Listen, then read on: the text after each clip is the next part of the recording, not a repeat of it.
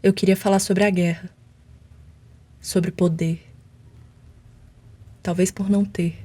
Eu queria falar sobre a guerra, sobre o dono do dedo que aperta o botão que detona a bomba, sobre a mesma mão que escreve toda a narrativa do mundo.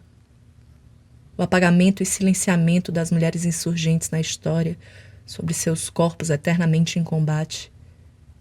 Eu queria falar sobre o fluxo ininterrupto de pessoas refugiadas, sobre os bombardeios e as imagens de crianças estupefatas. A quem serve a guerra? No conceito tradicional da geografia, o território é usado para estudar as relações entre espaço e poder. Um homem, com um pedaço de giz, carvão, uma cerca, uma grade ou um grande muro, delimitou a terra e desenhou a malha que determina o seu espaço de domínio sobre o solo, sobre os povos, sobre os corpos. Meu corpo, um território sitiado, zona de litígio. Parti do meu próprio desmoronamento, eu sou a casa demolida, o que fica na paisagem logo após a explosão. Uma tentativa de retomada da autonomia. Queria voltar ao teatro, depois de 5 anos afastada. Sem intermediários. Queria eu contar uma história. Esse era o meu fronte, a minha guerra. Eu queria assumir o controle da construção da narrativa, nem que fosse por 40 minutos. Numa sala com meia dúzia de pessoas. Desde que resolvi escrever a peça, me deparei com um nó na garganta. Um nó enorme, que eu nem desato, nem engulo. Um bloqueio mesmo. Cada parágrafo um parto. A palavra atravessada, o cordão enrolado no pescoço, longas horas para 3 linhas. Sei que, de maneira inconsciente, escolhi olhar para o apagamento e silenciamento dessas mulheres para tentar entender o que me cala. A quem serve meu silêncio? Uma mulher no fronte, em Stalingrado, no Araguaia, ou agora em Rojava. Uma mulher sozinha diante da ruína, em ruína. Camuflada, ela se mistura aos cacos do mundo, aos restos humanos, tudo em pedaços. A cara de espanto, fixa. Todos os dias, quando acordo, enquanto tomo café, encaro as evidências enferrujadas que fui buscar no lixo e arrastei até a sala da minha casa. Enquanto observo, penso em uma forma de transportá-las para o palco com as minhas próprias mãos. Esse filme é sobre a peça que eu não fiz.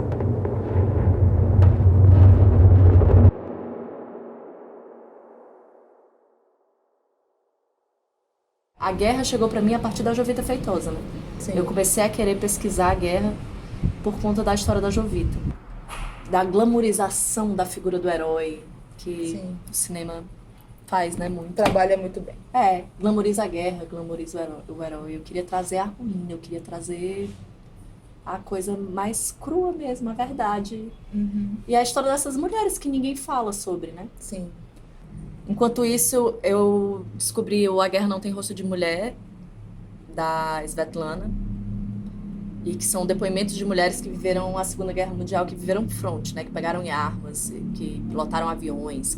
E aí, desses depoimentos, que também alguns começaram a entrar no texto, foram surgindo algumas partituras de corpo. Tinha muitos depoimentos de mulheres de vigília, que ficavam 3 dias montando guarda, sem dormir. E aí essa relação com o sono e a ausência de sono e essa realidade quase entre o acordar e o dormir. Tá sempre em alerta, né? E aí surgiu a trança, que dos depoimentos das meninas russas que se alistavam, tinham longas tranças, e quando elas iam pro front, elas tinham a cabeça raspada. Aí nessa época eu comecei a registrar isso, eu tenho o vídeo da primeira trança sendo feita.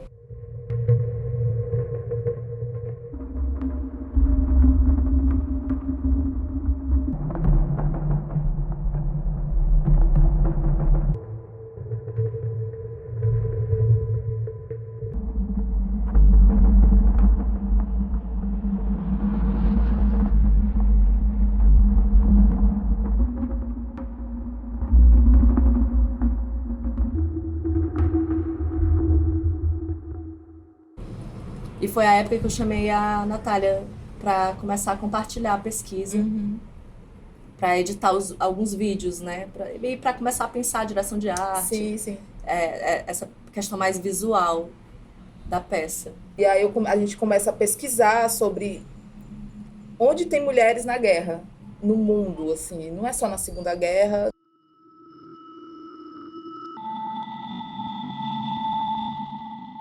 As guerras que estão acontecendo agora. E aí, cadê essas mulheres?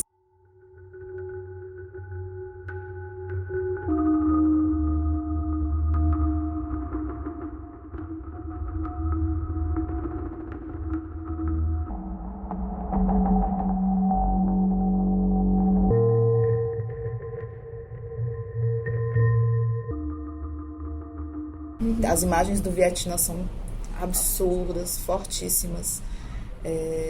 E aí, a partir disso, eu senti a necessidade de ler os livros que você estava lendo. E aí eu mergulhei também nessa pesquisa. Virou minha correspondente. Virei a sua correspondente. Sentar e vamos tentar fazer alguma coisa com isso, né? Vamos trazer do teatro pro audiovisual. Vamos tentar transpor. Isso foi bem no começo da pandemia, foi o primeiro lockdown em Fortaleza, eu lembro, assim, a gente ainda não estava entendendo nada. Tudo era incerto, tipo assim, ainda era muito nebuloso ainda. E aí, a gente, em 3 dias... a gente decidiu, tipo assim, um dia anterior a gente se organizou, no dia seguinte a gente filmou e durante 2 dias a gente editou. Pronto, o primeiro material bruto que a gente montou disso. E aí, em algum momento, quando tinha mais de 1.000 pessoas morrendo por dia, é se perguntar qual é o sentido de fazer... Qual é o sentido de fazer teatro? Qual é o sentido... Vira uma coisa tão maior, né? O acontecimento no entorno. Sim. E essa sensação de deriva. Oi, amiga. Amiga, eu tava aqui lendo o edital de novo. E aí a gente tem algumas questões. A notícia boa é que adiou pro dia 9, então a gente tem ainda chance de, se tiver vontade, porque hoje passei o dia, amiga, só uma notícia trevosa, eu realmente passei o dia tentando, olhando pra frente do computador, não consegui fazer nada. Mas aí fui pegar agora para ler e tem essas questões. A notícia boa é que adiou pro dia 9, a gente tem esse tempo, e a outra notícia é que não pode ser pessoa física, tem que ter um CNPJ. Só que o meu CNPJ é MEI. Será que interfere? Não sei. Mas eu tenho. É muita notícia bad nesses últimos tempos, assim. Eu entendo demais essa sensação. Mas tá todo mundo bem aí, né? Você, sua mãe, seu pai. Amiga, graças às deusas, a Já, tá todo mundo bem, com saúde. E por aí, vocês? Você, Olivinha, Zé, as famílias de vocês, como é que estão? Amiga, parece que não pode ser MEI, ó. Tem que ser CNPJ-ME. Olivinha tá bem, Zé também tá bem, todo mundo em casa. Recebi a notícia que para minha mãe a vacina vai ser a partir do dia 4, então isso parece que deu um alívio assim, absurdo. É isso, já faz 2 anos e a gente ainda vive uma pandemia.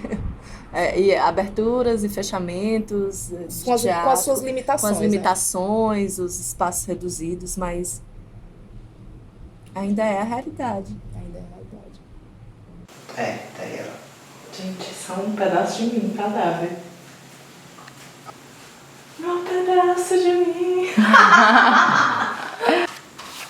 Amiga, você fez a sua cabeça. Fiz a minha cabeça. Embaixo de uma lua incrível. Na lua cheia. Na lua cheia.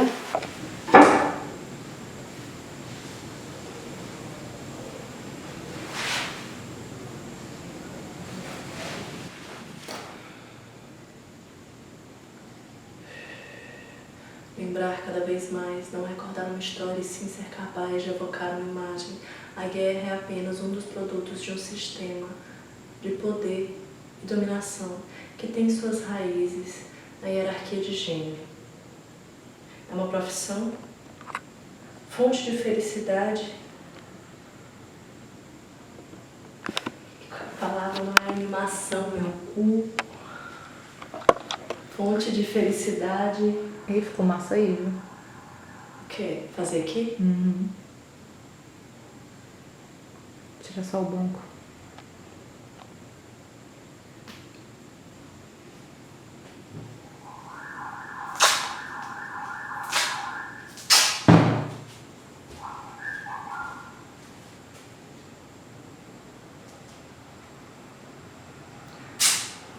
Lembrar cada vez mais, lembrar cada vez mais. Lembrar, não.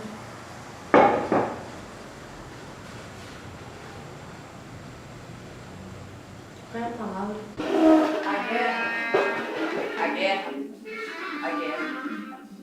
A guerra é apenas um produto. E sim, ser capaz, ser capaz, ser capaz, ser capaz, ser capaz de evocar uma história. Qualquer que possa ser o seu uso nas sociedades, qualquer que possa ser o seu uso nas sociedades civilizadas, os espelhos são essenciais, qualquer que possa ser o seu uso nas sociedades civilizadas. Os espelhos são essenciais para todas as ações violentas e heróicas. Elas foram condenadas, pois lembrar cada vez mais, não recordar uma história sem ser capaz de evocar uma imagem. Recordar é quase recordar. Lembrar cada vez mais, lembrar cada vez mais. Não recordar uma história sem ser capaz de evocar uma imagem. A guerra é apenas um dos produtos de um sistema de poder e dominação que tem suas raízes na hierarquia de gênero. É um trabalho, fonte de felicidade e excitação, e um meio de vazão para qualidades viris sem as quais os homens se deteriorariam. E um meio de vazão para qualidades viris sem as quais os homens deteriorariam. É por isso que tanto Mussolini quanto Napoleão insistiram tão enfaticamente na inferioridade das mulheres, porque se nós não servíssemos de espelhos para eles, eles não teriam sua estatura aumentada.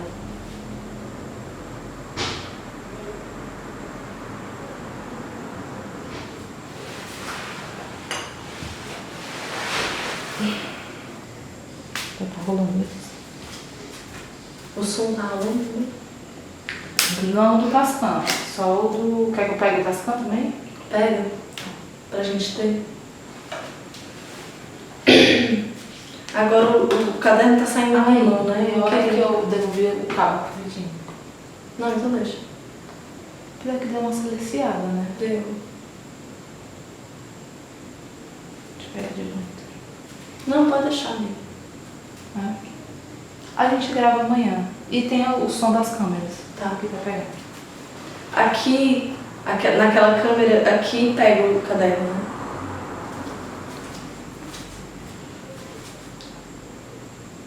Não tá pegando assim, mas fica tuas mãos. Ai, minhas mãos parecem que estão segurando alguma coisa. É, mas aí a gente pode botar... Foi. Vamos até onde eu consigo.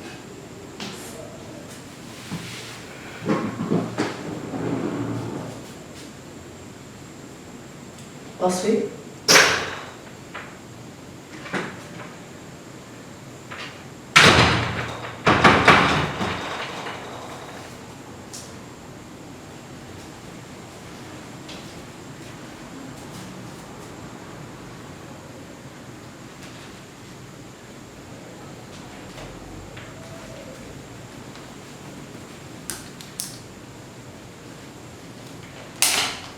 Desculpa.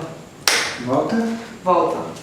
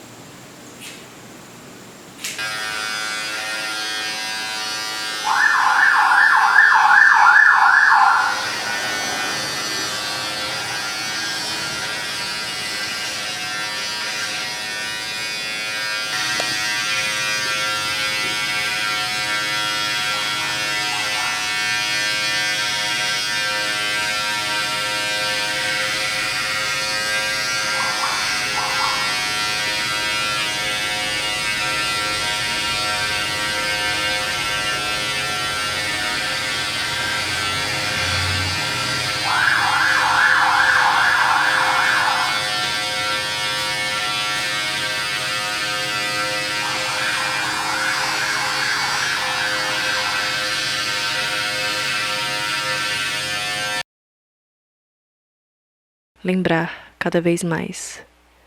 Lembrar cada vez mais.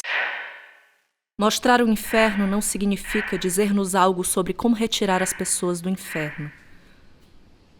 Contudo, parece constituir um bem em si mesmo reconhecer, ampliar a consciência de quanto sofrimento causado pela crueldade humana existe no mundo que partilhamos com os outros. Alguém que se sinta sempre surpreso com a existência de fatos degradantes.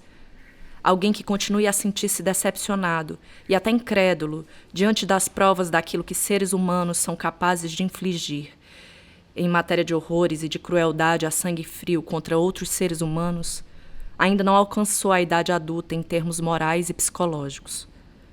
Ninguém, após certa idade, tem direito a esse tipo de inocência, de superficialidade, a esse grau de ignorância ou amnésia.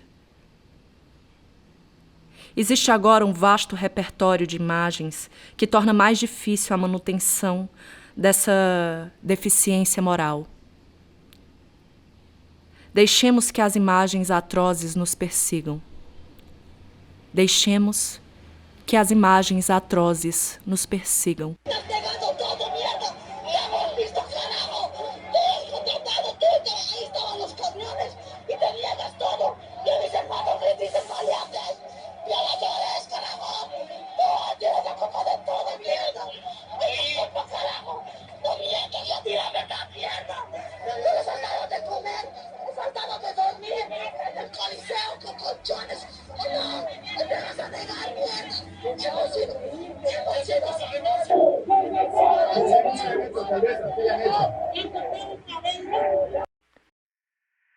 Mesmo que sejam apenas símbolos e que não possam de forma alguma abarcar a maior parte da realidade a que se referem,